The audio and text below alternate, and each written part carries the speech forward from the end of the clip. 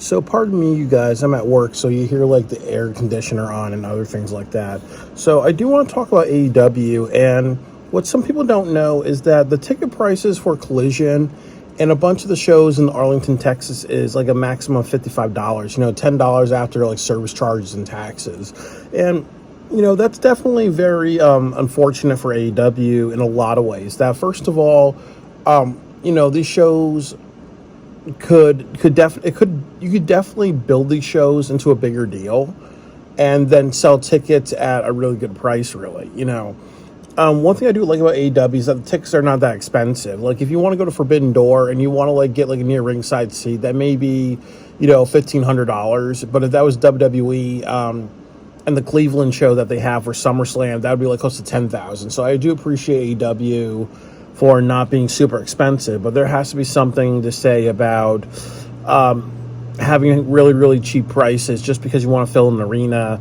Because also too that if you with fans, they don't realize that they play a very important part to professional wrestling shows. If you have a empty arena, people are going to put pictures of that online. If you have a full arena, you're going to do camera shots showing like how everybody's there, really.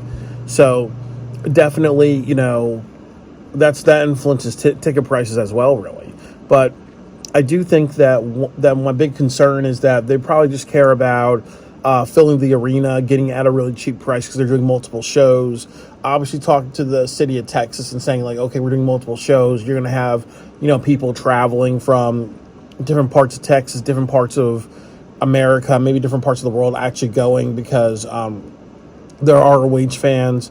Definitely, there are people doing summer trips, and Texas is a big spot, really. So it's definitely a tourist attraction, really. But I really think that the other big issue is that, it's not about cost saving, it's about quality. And I think that the big issue that I see is that really Wembley Stadium and All In has to be the WrestleMania for AEW, and that's kind of what's been hurting them because obviously, better example, the Slammiversary is a big show for TNA Wrestling, but Bound for Glory is its signature show, and it's in October, really. So, they've done the Bound for Glory series and other things with TNA Wrestling where wrestlers are like, it's a big deal to be on the biggest show of the year, definitely become a world champion or something else like that.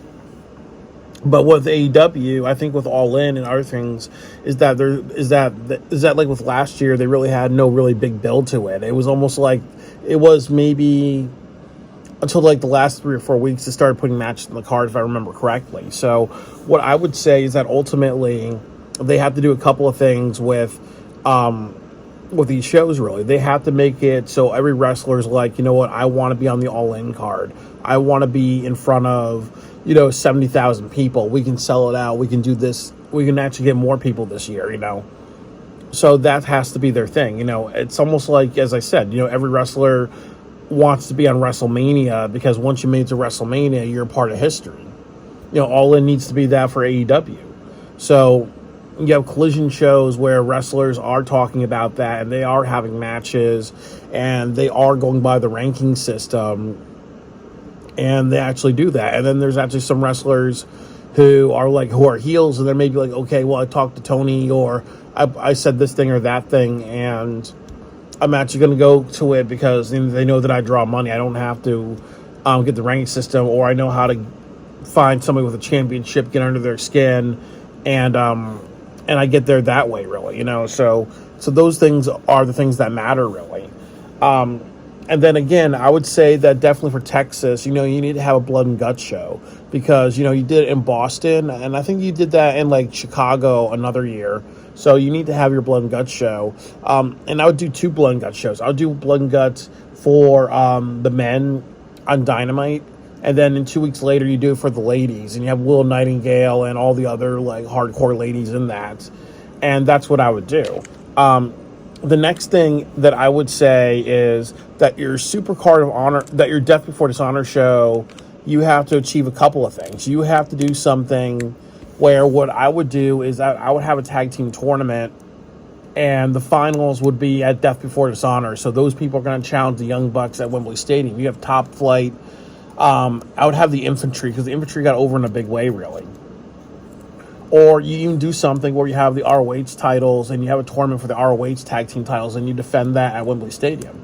I would do something where Athena wants to walk out of Death Before Dishonor as the champion.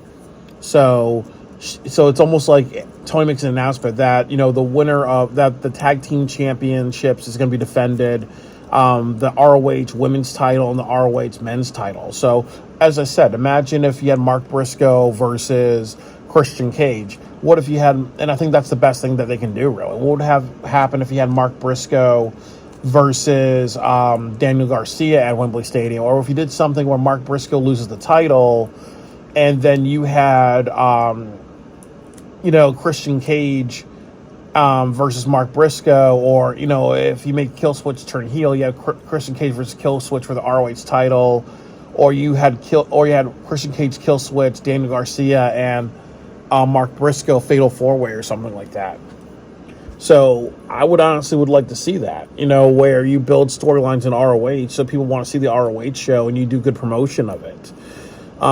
Because that's kind of been the issue, is that they're emphasizing low prices instead of quality shows, really. You have to make sure, as I said, the big storytelling thing they can do is people wanting to be on the Wembley card. And then the other storytelling thing that they can do is have the ROH people be like, there's 3 chances to get to Wembley Stadium. You have to be a contender or hold the ROH tag team titles. You have to be the ROH champion. So imagine if Queen Aminata wants to do that. She says, I want to be the first African-born champion to hold the ROH title, and I want to walk in as the queen of Wembley Stadium or something like that, Or what would happen if you have Athena say something like, the competition's getting better. I'm getting more tired because, it's hard to be a defending champion. This championship reign means everything to me, and the best way to validate myself is to be the ROH women's champion, defend the title at Wembley Stadium, show what I can do. And then you have a story there, really. And then maybe at Wembley Stadium she wins, and then she vacates the title, and then you do another tournament because she's like, I want to go after Toni Storm, or I want to go after Mercedes Moné, and then you actually graduate her into that. What would happen if you had the ROH men's title? An exact same thing. You have Christian versus Mark Briscoe. Christian wins it, and then you have like a rematch with Mark Briscoe, or you have a beatdown in Daniel Garcia versus Christian Cage for the ROH title in a rematch. Or what would happen if he bullies Luchasaurus gets angry, and then you have Luchasaurus versus Christian Cage? A lot of people would love to see that. Or what would happen if you had maybe another wrestler like Dalton Castle versus Christian Cage? Or what would happen if you had Dustin Rhodes versus Christian Cage? Because Dustin Rhodes, a lot of people want to see him become a champion one day, and wouldn't that be a good signature moment? You've been Goldust, you've done all these great things. You need to be the next Sting in a way, really. We need to be the next old guy in the AEW roster that gets his dues, really. So I think that would be what I would do, really. So it's just like good storylines will sell these shows a lot better and would warrant a higher ticket price. The next thing is that all this stuff is very compelling television to me, so it would kind of make you want to see Wembley Stadium and be a draw for that. You have to make it extremely compelling, really, like it's a must see. And I think the other thing that I will say with that is, I think with all of this, what I also want to see is for Wembley Stadium, the main event really needs to be, it's either Bryan Danielson versus Swerve Strickland, Bryan Danielson versus Will Ospreay, or Bryan Danielson versus MJF versus, Swerve Strickland, or Bryan Danielson, MJF, Swerve Strickland, and Ospreay, or, a fatal 4-way match type of thing, really. Or Bryan Danielson versus MJF versus Ospreay or Swerve. But I think that what you have to do is a fatal 4-way. That would make the best sense for for AEW. You have to do a fatal 4-way. It should be Bryan Danielson, Swerve Strickland, MJF, and Osprey, and they can tell a really great match, and they all have really good brains, so they can actually kind of formulate maybe a 1 hour match on the card, really, or a 45-minute match, and have good promos. And you have like what it represents. You have AEW representing wrestlers that want to just retire or retire strong, like Bryan Danielson. You have wrestlers from Japan like Will Ospreay. You have people like Swerve, who is an NXT reject, couldn't make it on the main roster and didn't show his full potential. Now in the main event, really. And then you have MJF, who is one of the 4 pillars. So that kind of encapsulates, what AEW is about. It's about those 4 types of wrestlers. And imagine that being your main event. And honestly, you have Forbidden Door, so you have roughly over 8 weeks to do this and to really build up to that, and that would be the way to do it. And they're all really good promo peoples, and there's people like Swerve who may need some extra help. So that would be the way to do it. That would be the way to do it, really. And imagine making the Collision shows where they're on there. Imagine making the ROH shows where they're on there, or other things. So there really is a lot that can really happen, really. There's a lot that AEW can do to make some very compelling storylines, and then also you can make some really compelling heels. You can make, as I said, if you have Blood and Guts and you have the EVPs and the EVPs and a 4th person, really, as super heels, and you do a Blood and Guts show, or if you do something like the Don Callis family versus the Blackpool Combat Club, that could be something as well, really. So there's a lot that they could really do to make ROH, to make the next couple of weeks very, very appealing. I just really think that, as I said, that, honestly with AEW, they don't really experiment as much as they should. And really with After Forbidden Door, it needs to be about making the Texas shows a big deal, selling it out, maybe looking at some shows that they already have and being like, okay, since we're making it compelling, let's actually raise the ticket prices, or let's actually sell out the ROH show, and let's be like, okay, now we know what to do. Now we know what to do between Forbidden Door through July with our special Blood and Guts show, building up to Wembley Stadium, and then at Wembley Stadium. And how do we make compelling television and thrilling television and tell storylines of heels and baby faces and people who want to have a signature moment at Wembley. I think that would matter way more than just making the maximum ticket price $55 to $65. And then, as I said before, I told you guys what happened to me at Double or Nothing, where I got screwed over. I was supposed to get a ringside seat, but they moved me closer to the stage.